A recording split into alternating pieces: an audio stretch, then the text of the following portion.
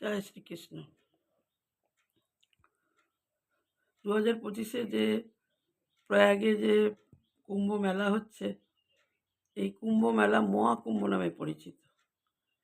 এই কুম্ভ মেলা 13 তারিখে শুরু হয়েছে, 13ই জানুয়ারি 26শে জানুয়ারি পর্যন্ত হবে। এই কুম্ভ মেলার পিছনে একটি পৌরাণিক কাহিনী আছে, সেটাই আজকে তোমাদের কাছে বলব। কোনো এক সময় একদিন দুর্বাসা মুনি তার শিষ্যদের নিয়ে কৈলাসে যাচ্ছিলেন মহাদেবের দর্শনে। পথে দেবরাজ ইন্দ্রের সঙ্গে দেখা হয়। দেবরাজ ইন্দ্র দুর্বাসা মুনি এবং তার শিষ্যদের প্রণাম জানায়। দুর্বাসা মুনি সন্তুষ্ট হয়ে আশীর্বাদ স্বরূপ একটি পারিজাত ফুলের মালা দেন। সেই পারিজাত ফুলের মালা দেবরাজ ইন্দ্র ঐরাবতের মাথায় রাখেন এবং ঐরাবতের মাথা থেকে পড়ে যায় নিচে। ঐরাবত সেই মালা পা দিয়ে দলিত করে, নষ্ট হয়ে যায়। ঐরাবত দুর্বাসা মুনি ছিলেন ভীষণ রাগী। মুনি রেগে গেলেন, রেগে গিয়ে বললেন, তুমি এই মালাটা তোমার আশীর্বাদ স্বরূপ দিলাম, তুমি নষ্ট করে ফেললে। বলে রেগে গিয়ে বললেন, তুমি শ্রীহীন হবে। শ্রীহীন মানে লক্ষ্মী ছাড়া, লক্ষ্মীহীন। দুর্বাসা মুনির অভিশাপে মা লক্ষ্মী দেবলোক থেকে অদৃশ্য হয়ে গেল। দেবতারা দুর্বল ও শক্তিহীন হয়ে পড়ল। দৈত্যরা সেই সুযোগে দেবতাদের আক্রমণ করলো। যুদ্ধ হলো, দেবতারা যুদ্ধে পরাজিত হলো। সেই সময় দেবতারা পিতামহ ব্রহ্মার কাছে গেলেন। পিতামহ ব্রহ্মা দেবতাদের নিয়ে বিষ্ণুর কাছে গেলেন। বিষ্ণু ধ্যান যোগে জানতে পারলেন যে লক্ষ্মী পাতালে প্রবেশ করেছে।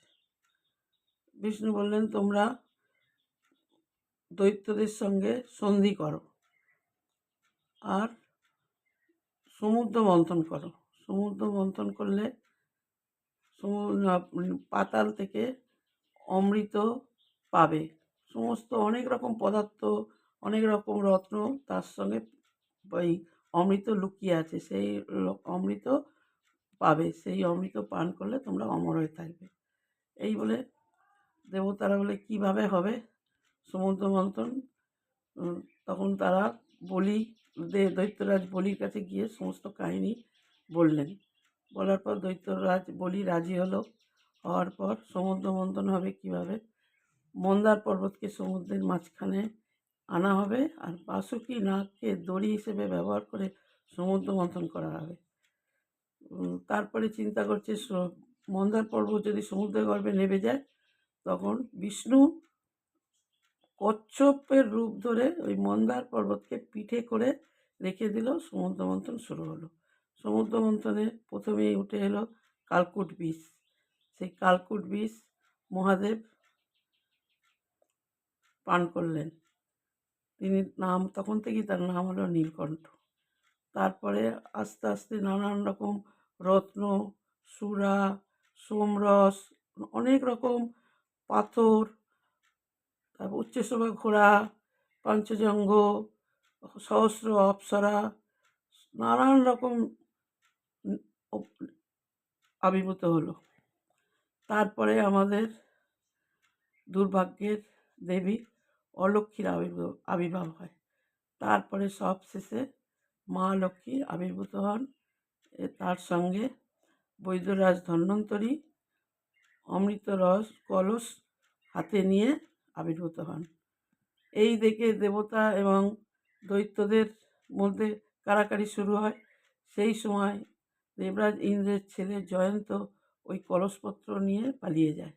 ওই কলসপত্র নিয়ে পালিয়ে গিয়ে যেতে যেতে ক্লান্ত হয়ে কয়েকটা জায়গায় বিশ্রাম নিয়েছিল এবং সেই সমস্ত জায়গাতে দু এক ফোঁটা করে অমৃত রস পড়েছিল।